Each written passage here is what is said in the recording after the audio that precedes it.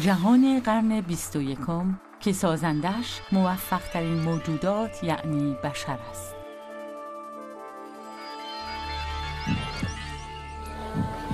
ما به راستی شگفت آوریم، نه تنها به صرف آنکه چه کرده ایم بلکه برای آنکه چه هستیم.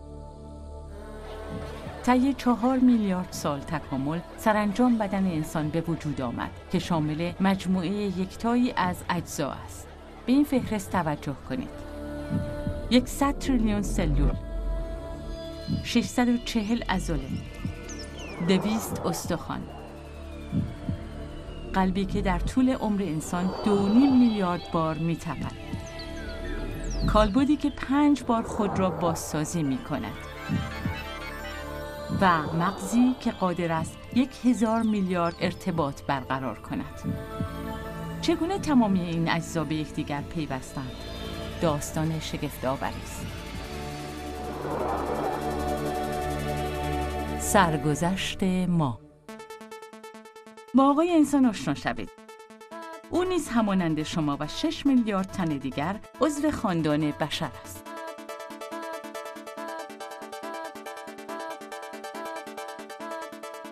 ما مجموعه‌ای از اجزای حیرت انگیز هستیم. ما نخستین موجوداتی نیستیم که از این اجزا ساخته شده ایم، بلکه در حقیقت هر یک از این اجزا میراثی است که از شمار زیادی اجداد به ما رسیده است. ما صرفاً این اجزا را به صورتی نوین و خیال‌انگیز به هم ترکیب داده ایم.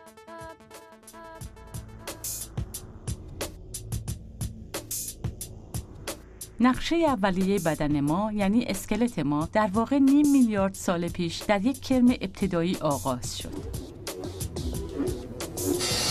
و از آنجا به ماهی، به خزندگان، به میمون و حیوانات دیگر و سرانجام به بدن ما پایان پذیرفت. نیروی بدنی ما به ما اجازه می‌دهد که به هر کجا سفر کنیم،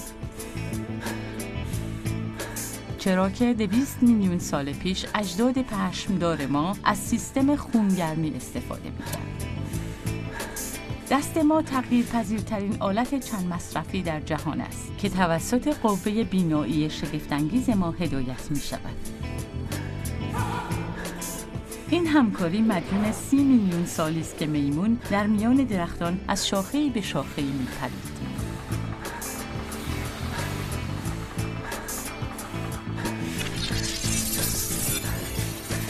مغز بزرگ و پیچیده ما صرفاً متعلق به انسان است. هنگامی که تمامی این اجزا به هم می‌پیوندند، موجودی را تکامل یافته می‌سازند که کارفرمای کره زمین یعنی شما هستید.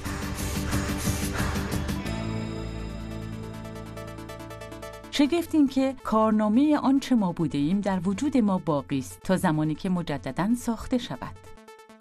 بانو انسان باردار است. تخمک بارور یک تک سلولی است که در مایع شناور است، مانند 4 میلیارد سال پیش که زندگی در دریا پا گرفت. نخستین سلول تقسیم می شود. جنین همان مسیری را آغاز می کند که نوع بشر پیمود تا به اینجا رسید. از مراحل مختلف می گذرد تا به یک انسان مدرن مبدل می شود. 4 میلیارد سال تکامل در مدت 9 ماه. نخستین رویداد مهم در هفته دوم است. خوشه‌ای از سلول‌ها به روی خود تا می شود تا خطی در میان شکل گیرد. اما اگر به خاطر یک موجود کوچک یک قهرمان تکامل نبود، این جزء حیاتی انسان به وجود نمی آمد. با کهن‌ترین خویشاوند خود آشنا شوید. پکایا 5 میلیارد سال پیش در آبهای گرم دریای کامبریان شنا می‌کرده. اگر او به حیاتش ادامه نداده بود، ما امروز وجود خارجی نداشتیم. یکی از تنها نمونه‌های فسیل که کشف شده در موزه شیکاگو نگهداری می‌شود. فسیل‌های پکایا بسیار نادرند. تصور اینکه وارثان او روزی بر کره زمین فرمانروایی خواهند کرد مسلماً او را شگفت زده می‌کرده.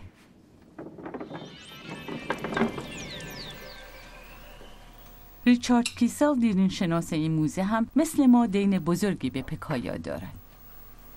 At first glance, you'll notice the Pikaia is a small worm-like creature, but there's one feature that makes Pikaia very important, and that is running along the top of its back is this stiff but flexible rod called a notochord.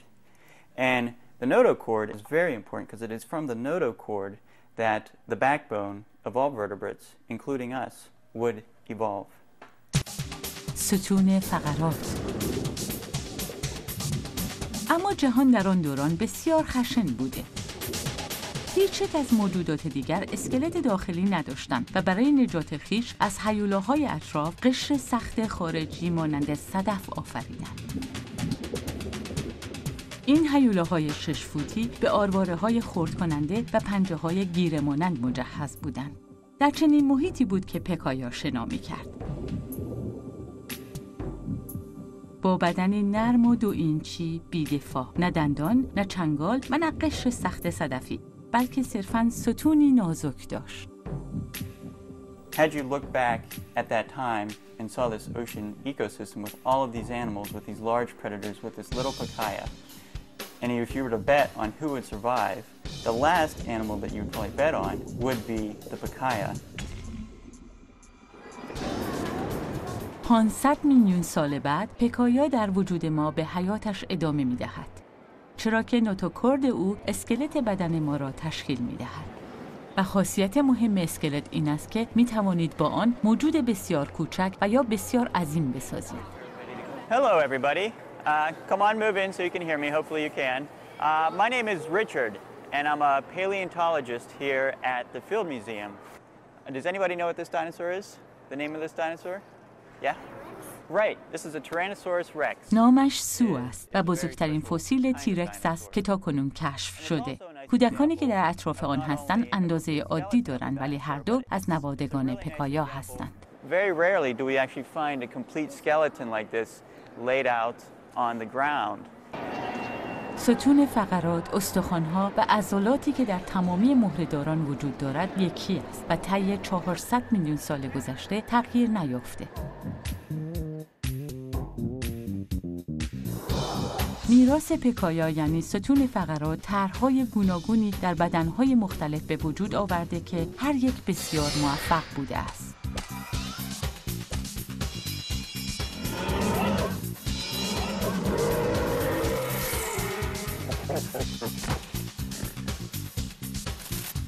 ما آخرین مدل از مهره‌داران هستیم.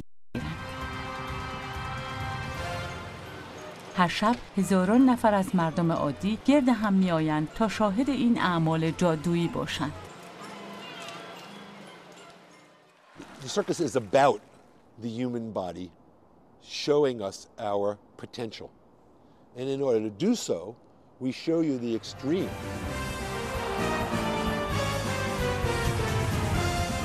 People sitting in the audience can identify that those are not superheroes in the ring. No, they're people just like me, and my God, look what I can do.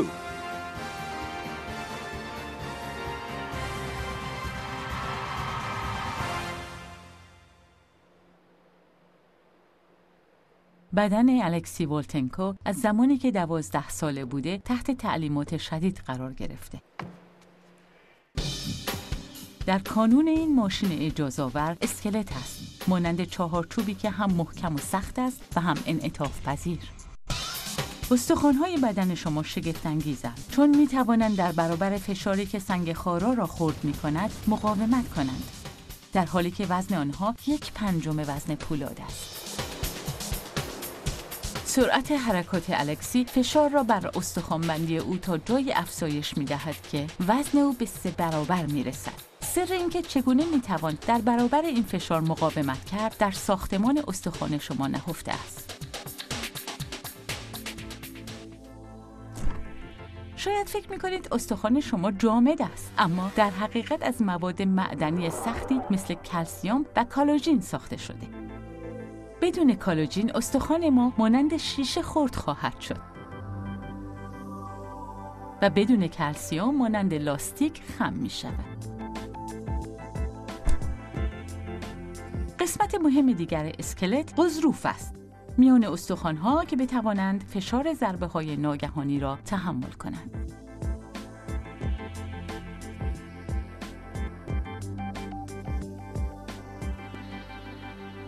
هر بار الکسی بر زمین فرود می آید، فشار یک یخچال پر را بر مفصل‌هایش حس می کند.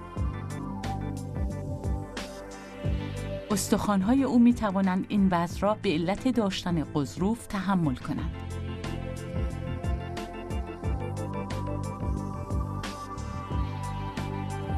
ما نیز دارای همان عضلات و استخوان‌هایی هستیم که الکسی دارد.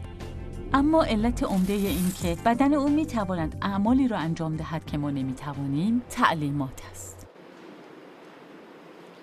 These are very, very finely trained, finely tuned individuals who have chosen this profession and chosen all of the necessary preparation that it takes to do this as a human being. They're the same as the audience.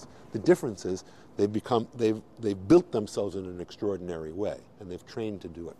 Don't do this at home. Kids, don't try this at home. چهارچوب ساختمان اصلی بدن ما به اندازه‌ای کارایی دارد که طی 500 میلیون سال گذشته تغییر اساسی نکرده. اما این بدن نیاز به موتوری دارد که آن را حرکت دهد. و موتور بدن ما به حدی مؤثر است که به ما اجازه می‌دهد در هر گوشه ناسازگار کره زمین زندگی کنیم.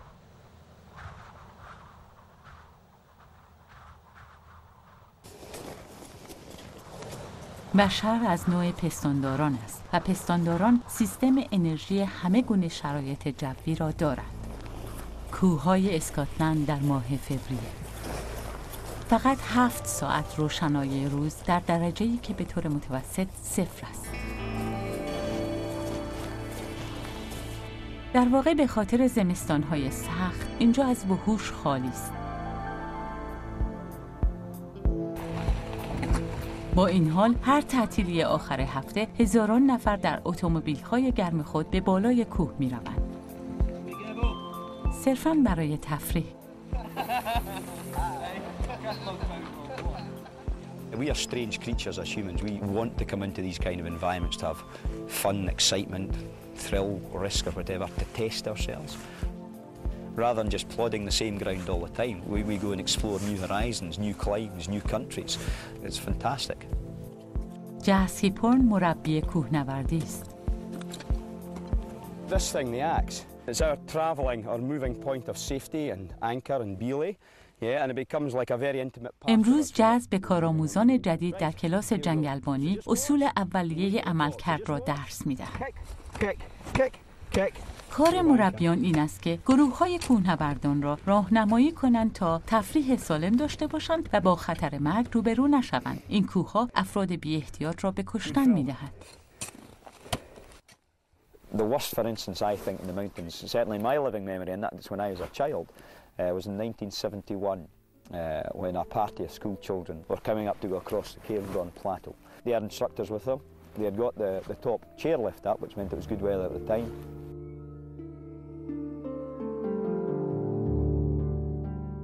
And during the course of the day, the weather closed in very, very rapidly.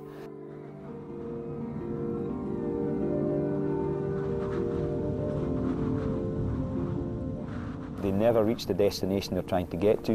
They were caught out for 2 nights in a blizzard, and upwards of half a dozen of them perished over the 2 nights.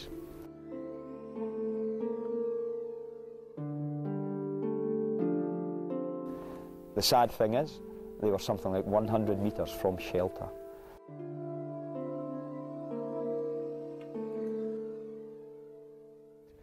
If we slip, we want that slip to be stopped as quickly as possible. If it develops into a slide, speed gathers up, we go over cliffs, into crevasses. It's not a very good situation. So let's watch first, guys, and then we'll have a go each. بشر امروزی همان کارهایی را می‌کند که اجدادش می‌کردند و به مکان‌های ناسازگاری می‌روند. صرفاً به این خاطر می‌تواند که 230 میلیون سال پیش یکی از اجداد دور ما را وارد راه تکاملی جدیدی کرد که سرانجام به خانواده پستانداران ختم شد.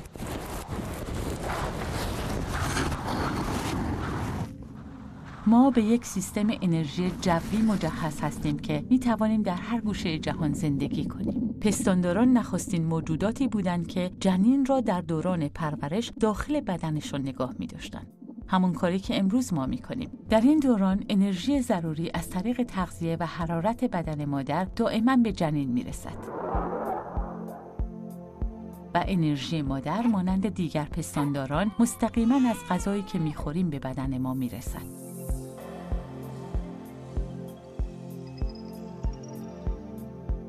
ماده غذایی همراه با اکسیژن داخل شش‌های ما همان سوختی است که بدن ما به آن نیاز دارد.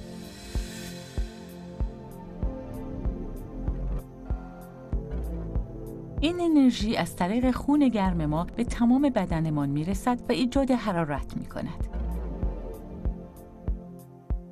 به این ترتیب ما بدون نیاز به حرارت خورشید می‌توانیم آزادانه حرکت کنیم. باور بر این است که نخستین اجداد پستاندار ما کوچک و شبیه سگ بودند. موجودی که به نظر نمی‌آید بتواند بر جهان تسلط پیدا کند. سیستم انرژی‌زای آنها هنوز در بدن ما وجود دارد و یکی از شگفتی‌های سیر تکاملی است، چرا که وقتی ابتدا به وجود آمد به نظر نمی‌رسید که آینده تکاملی درخشانی داشته باشد. به این دلیل که پستانداران ابتدا درست همان زمان دایناسورها ظاهر شدند.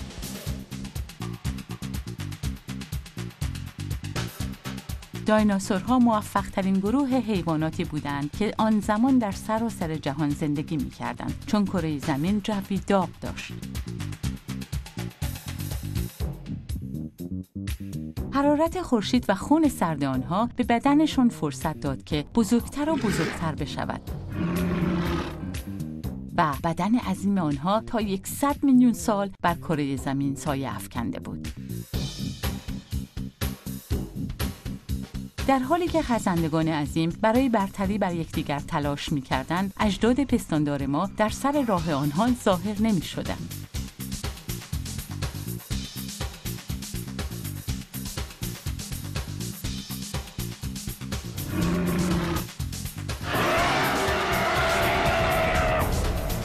تا اینکه عاقبت طبیعت به زندگی دایناسورها پایان داد. 65 میلیون سال پیش برخورد یک شهاب با کره زمین باعث تغییر موقعیت جوی در زمین شد و هوا به شدت سرد شد. خزندگان عظیم در اثر سرما از میان رفتند. اما پستانداران برای بقای خویش به 5 برابر میزان غذایی که خزندگان می‌خوردند نیاز داشتند.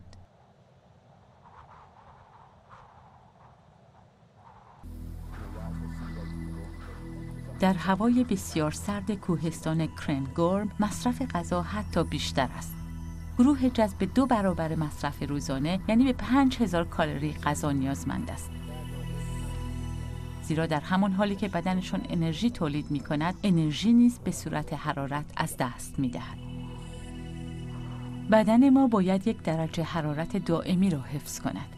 آن نقطه در دوربین حرارت سنج نشان می دهد که حرارت بدن افراد با مقایسه با محیط اطراف چند درجه است.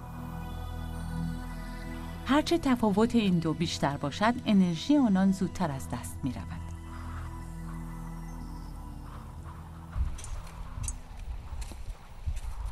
در ساعات نیمه بعد از ظهر بدن دانشجویان باید شدیدتر کار کند. از هنگام ظهر حرارت 5 درجه پایین رفته و به این ترتیب باید بدنشان 200 کالری در ساعت بسوزاند تا گرم بماند. نیاز بشر به انرژی دائمی است و عضوی که در بدن ما بیش از اعضای دیگر به انرژی نیاز دارد مغزمان است. مغز فقط 2% از وزن بدن ما را تشکیل می‌دهد، اما به 20% از کل انرژی بدن ما نیاز دارد. بدون خون گرم، مغز بزرگ ما در برابر سرما یا قاتل خاموش بسیار آسیب پذیر است.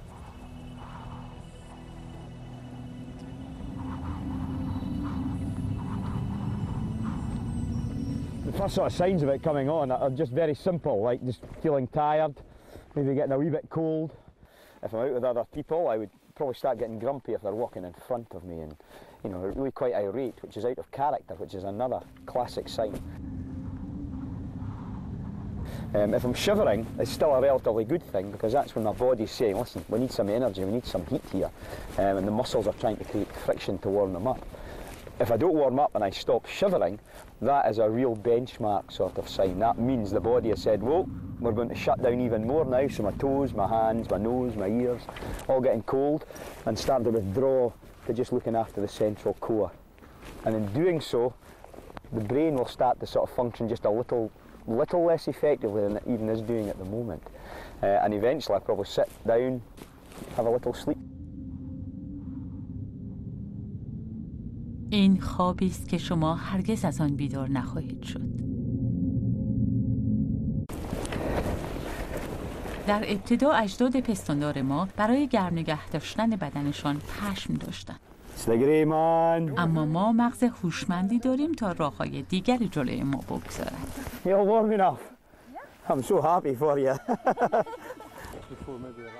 به ساعات شب که نزدیک می‌شویم هوا بدتر می‌شود.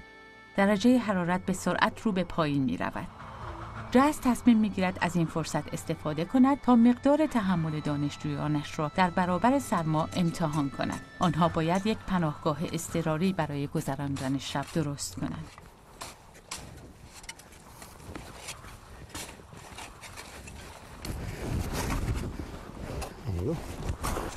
ظرف فقط چند ساعت آنها قادرند خودشان را از یک موقعیت خطرناک نجات بدهند.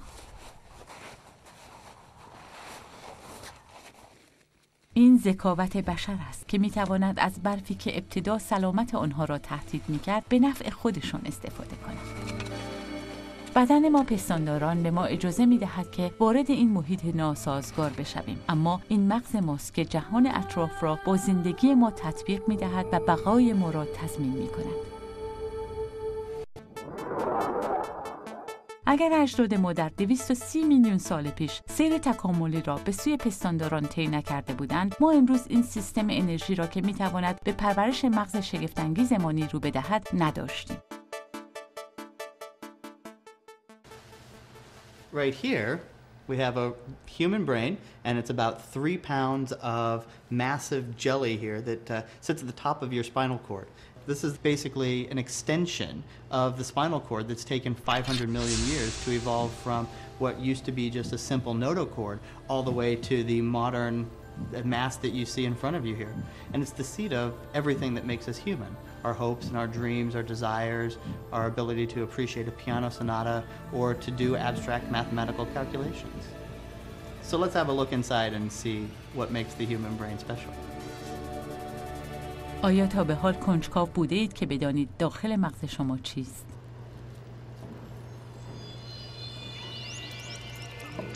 داخل مغز هر انسان نشان می‌دهد چگونه تکامل یافته.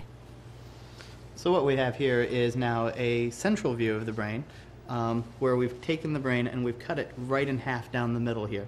And what you can see here is the evolutionary progression of the brain.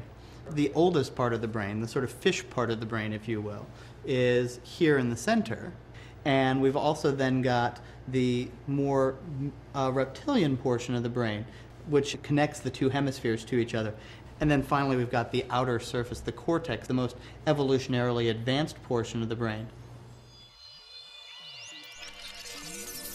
آن بخش از مغز که از ماهی به ما رسیده کارهای اساسی انجام می‌دهد، مثل تنفس، خوردن، حرکت.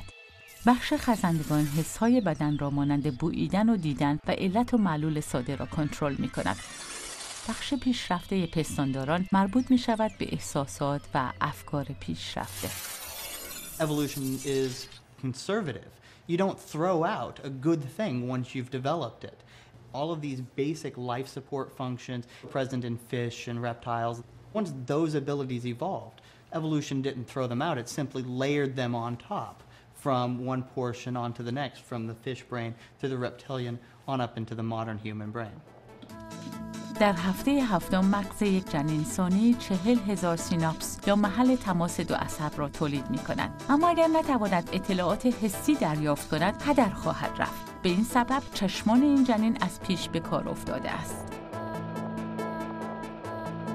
او توسط پیشرفته ترین سیستم نظری که سیر تکاملی تا امروز به وجود آورده، یعنی سیستم برجسته نمایی، هدایت می شود. در سیرک بیگ اپل، الکسی خود را برای بندبازی آماده می کند.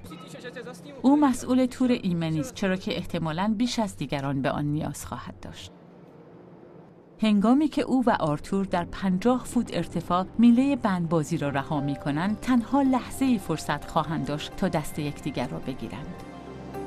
این اقدامی است که بیش از هر چیز به قدرت قضاوت در مورد سرعت و مسافت نیاز دارد.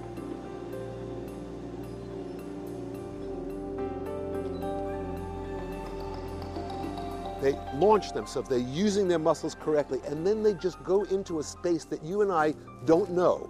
And it's as if they were on rails in space. They were traveling through that same motion each time, and they're going to end up in the same place every time. Can you imagine a guy's doing a double somersault with a pirouette in the middle of it? And when he finishes that motion, he's in the exact place he was yesterday and when they trained 6 months ago, and there he is. All I have to do now is reach out.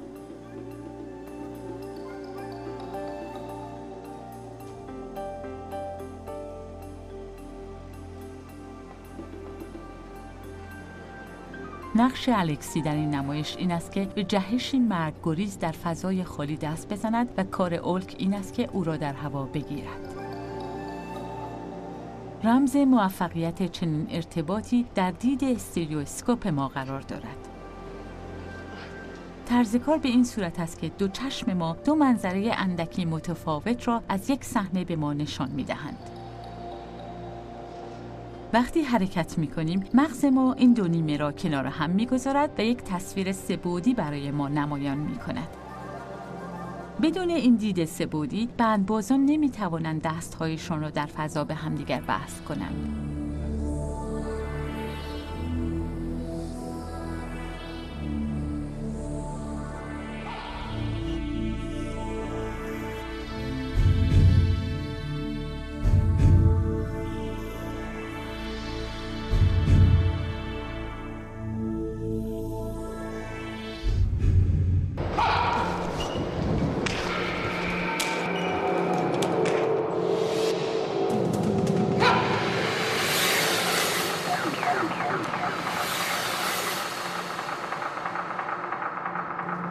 معما اینجاست که چرا ما دید سه‌بعدی داریم؟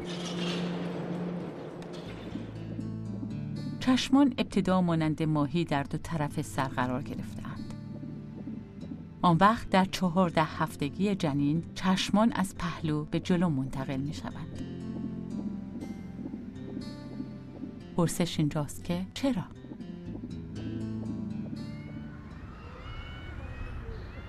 در طبیعت دید سه‌بعدی صرفاً به درندگان عظیم تعلق دارد. بدن نسبتاً ضعیف و کند ما و همچنین نداشتن پنجه‌های قوی و دندان‌های تیز ما را عملاً در رده انواع طعمه قرار می‌دهد، مانند این آهو که چشمش در دو سوی سرش قرار گرفته تا بتواند پشت سرش را ببیند. در باغ وحش ژوهانسبورگ دکتر فرانسیس ساکری به کشف معمای سیر تکاملی چشمان ما پرداخته است. دکتر ساکری آماده است تا گروهی از لیمورها را مطالعه کند. او جمجمه یکی از اجداد ما را با خود حمل می کند. به نظر دکتر ساکری لیمورها نمونه از بشر در 35 میلیون سال پیش هستند. ما از پستاندارانی نظیر سگ به ساکنین درختان مبدل شدیم. These ruffed lemurs from Madagascar are very, very similar to the kinds of creatures that would have lived in North America, in Eurasia, at a time when it was warm and forested. These creatures are remarkably similar to fossils that we find from Africa, in this case, Egyptopithecus, 35 million years old, with stereoscopic vision.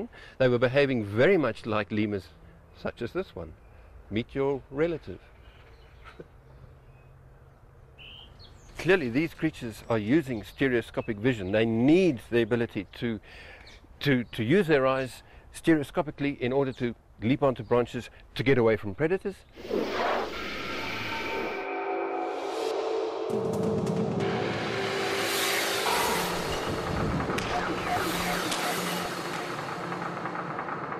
If they missed that branch, they would obviously fall down and become vulnerable to the predators.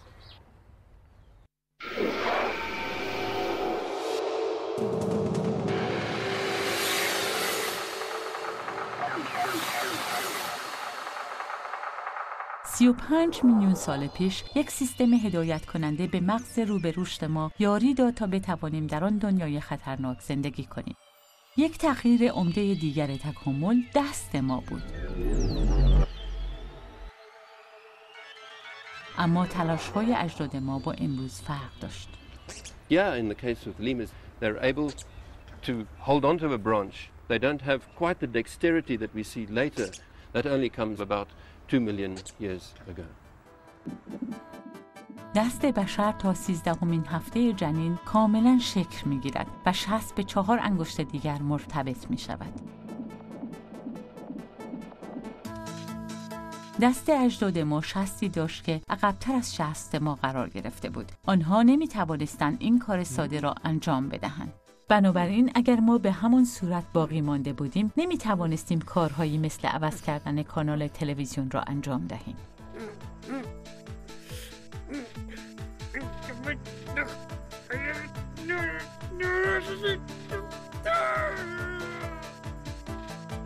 میلیون ها سال دست اجداد ما به همان صورت باقی بود و برای پریدن از شاخه به شاخه مناسب. پرسش اینجاست که چرا به صورت امروزی تغییر پیدا کرد؟ به این خاطر که درختان از میان رفتند.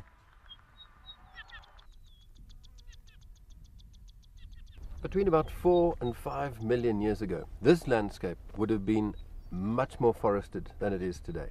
Lemur-like ancestors would have been very extensive over Africa, leaping from tree to tree, being able to eat fruit and leaves.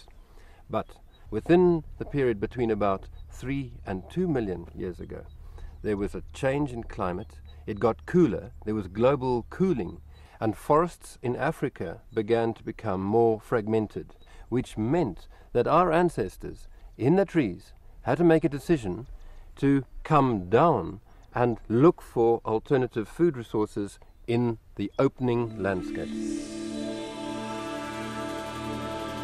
روش راه رفتن حیوانات روی 4 پا بود، اما ما اینطور نبودیم. اجداد ما گامی بزرگ برداشتند و روی 2 پا ایستادند. هرچه به این کار ادامه دادند، تغییرات بیشتری در بدن ما ایجاد شد.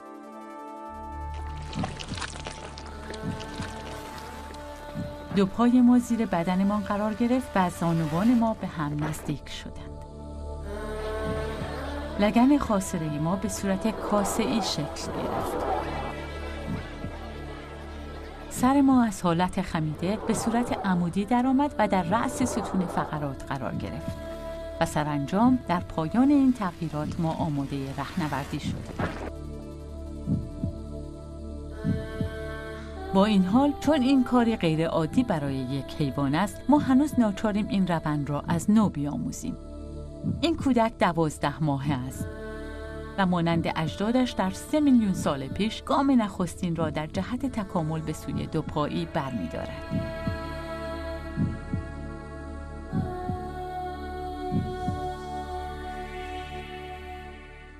This was a big step in evolution. To become a biped was a major step. It led to an advance, it led to culture, it led to the development of technology. Without it, we would not have got to where we are today. طی چند میلیون سال ما روی 4 پا ایستادن را کنار گذاشتیم و روی 2 پا در سراسر آفریقا پخش شدیم. در فضای باز غذا کمیاب بود، اما روی 2 پا راه رفتن مؤثرتر بود. روی 2 پا ایستادن مقدار کمتری از بدن ما را در برابر آفتاب سوزان قرار میداد و آنها می توانستند فواصل دورتری را از بالای علفزارها ببینند و احتمالاً حضور درندگان را مشاهده کنند. اما تغییر بزرگتر این که دستان آنها آزاد بود تا آلات و ابزار بسازند. استفاده از ابزار بود که ما را به سوی انسان بودن هدایت کرد.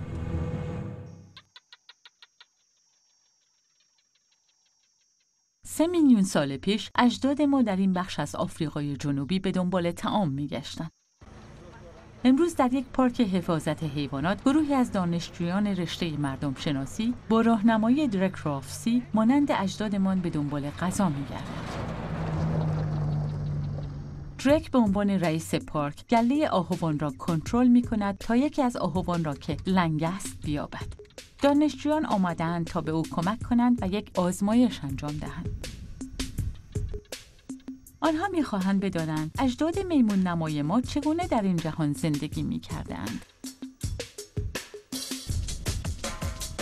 امروز آنان به تسهیلات مدرن مجهز هستند، اما مهارت‌های انسان همچنان یکسان باقی مانده. سازماندهی برای رسیدن به هدف و استفاده از ابزار برای شکار و آماده کردن غذا.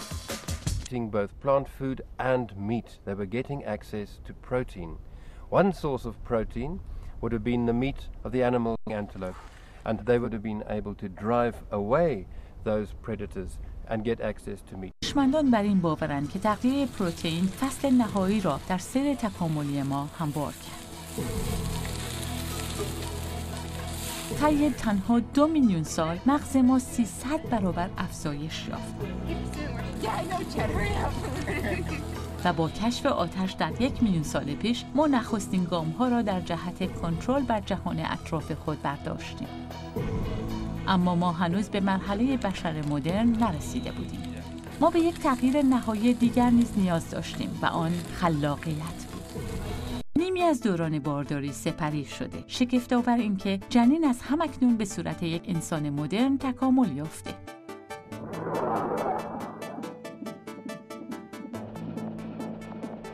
او هنوز هم باید رشد کند، اما مغز او از همه اعضای دیگر سریعتر رشد می‌کند. مغز بشر به طور اصولی با دیگر موجودات تفاوت دارد. ما به این حقیقت واقفیم، چرا که می‌توانیم کاری بکنیم که دیگران نمی‌توانند و آن خلاقیت ماست. پرسش اینجاست که چرا؟ کاترین زارا یک موزیسین است. او مانند پنجره‌ای است که ما می‌توانیم از درون آن خلاقیت مغزمان را ببینیم. کاترین سیناستتیک است، یعنی مغز او ارتباطات غیرمنتظره‌ای را انجام می‌دهد. وقتی او موسیقی می‌شنود، رنگامیزی هم می‌بیند. Listening to music, being involved in the whole experience of taking it in and listening to it, allows the colors to just freely come and go, and there are even forms to these colors at times. It's not just a blob of color. It actually takes on form at times. At other times it's very hazy and abstract. پژوهشگران دانشگاه کالیفرنیا در سانتیاگو معتقدند که افرادی نظیر کاترین می توانند آخرین بخش از معمای بشر را حل کنند و آن اینکه چگونه مغز ما می تواند این خلاقیت را به یکدیگر ارتباط بدهد. کاترین داخل محفظه اسکنر می شود. You ready to go? Yes. All right, here it comes. برای کاترین موسیقی نواخته می شود. اگر آنها بتوانند ببینند در داخل مغز او چه می‌گذرد، ممکن است بتوانند دریابند که مغز همه ما چگونه فعالیت می‌کند. چرا که دکتر اد هابارد معتقد است که سیناستتیک یک نوع خلاقیت خودکار است. When the music would rise in volume, I would get some flashes of orange over to the left. ماشین قسمت‌هایی از مغز کاترین را که فعال‌تر است نشان می‌دهد و آن وقت این تصاویر به یک مدل سه‌بعدی تبدیل می‌شوند. Okay, so here's the front of the brain, here's the back of the brain where the visual processing is, here's where auditory processing is. Now normally when we hear things, this part of the brain isn't active. But in Catherine's case, there's a connection between this part of the brain that's involved in auditory processing and these parts of the brain that are involved in processing of visual colors. But we also think that these connections are more open, more prevalent in all sorts of brain regions. And we've just focused on this one bit because it leads to these unusual experiences. کاترین در بخش‌های زیادی از مغزش این ارتباطات را دارد. وقتی این اتفاق برای من و شما می‌افتد، اکثراً به آن واقف نیستیم چون حالت عادی دارد. اگر باور ندارید، این آزمایش را انجام دهید. 2 شکل مختلف و 2 کلمه متفاوت، بوبا و کیکی. کدام است؟ بوبا آن شکل گرد و نرم است و کیکی آن شکل ذیل‌دار. مغز ما اتوماتیک این ارتباط رو انجام می‌دهد.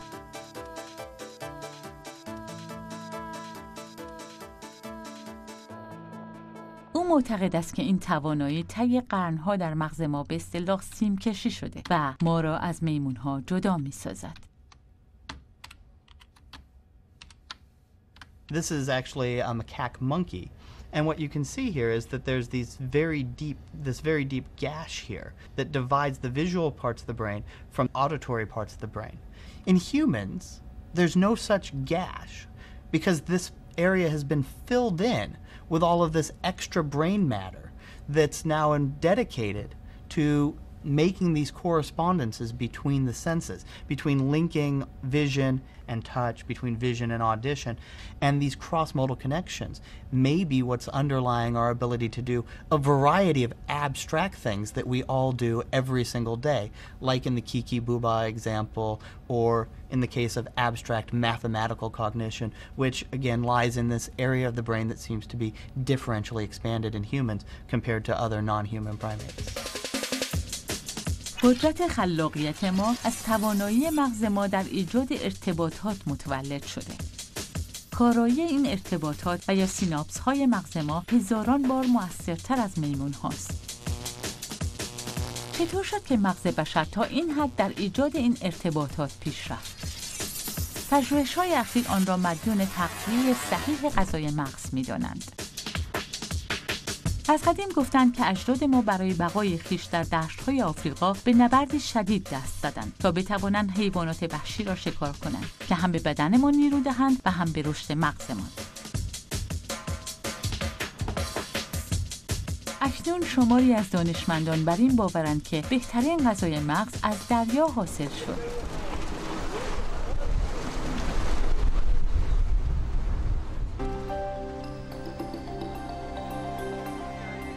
انسان‌ها همیشه برای ماهیگیری به سوی دریا می‌رفتند و به گفته جان پارکینگتون از دانشگاه کیپتاون در آفریقای جنوبی از آنجا بود که اجداد ما به غذایی دست یافتند که برای پیشرفت مغز متفکر ما نیاز داشتند. انسان‌های اولیه برای پیدا کردن غذا در میان این صخره‌ها به جستجو پرداختند و به غذای بیش از آنچه که فکر می‌کردند دست یافتند. ظرف 10 دقیقه جان میتواند خوراکی پر از پروتئین جمع‌آوری کند، اما این غذای دریایی دارای مقادیر متنابهی امگا 3 هم هست که ماده ضروری برای هوش و ذکاوت است.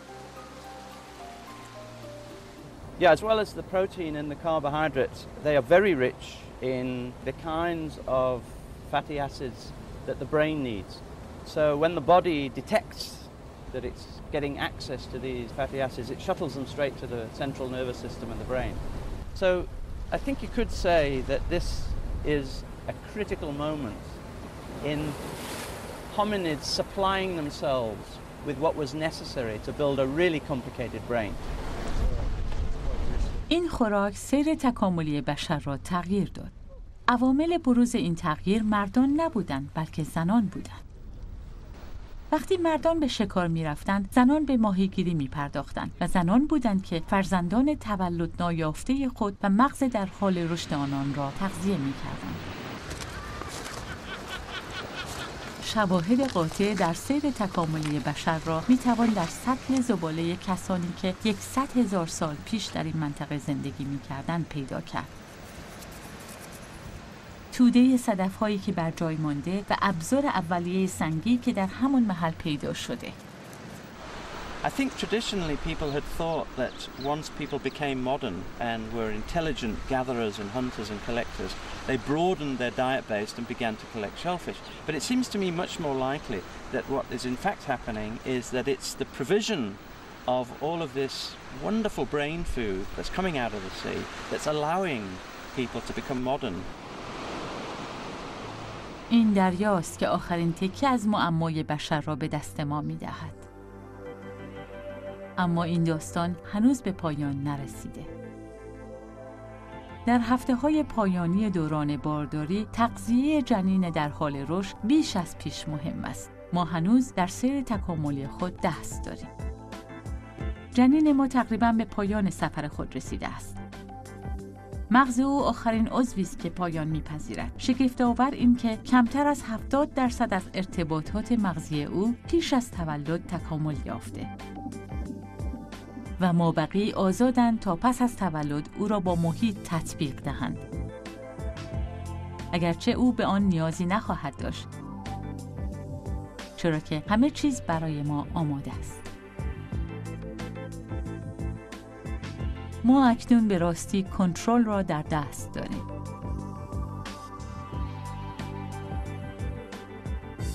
ما اغلب فراموش می‌کنیم که تغییر پذیری، انطباق پذیری و استقامت ما در وجود ما هست.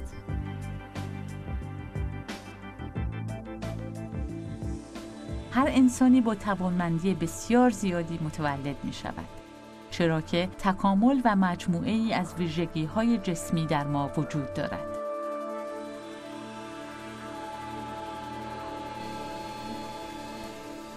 این روند 4 میلیارد سال پیش آغاز شد.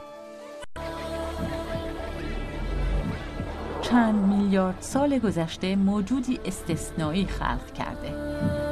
چه می‌دانیم که مراحل بعدی چه موجودی عرضه خواهد کرد؟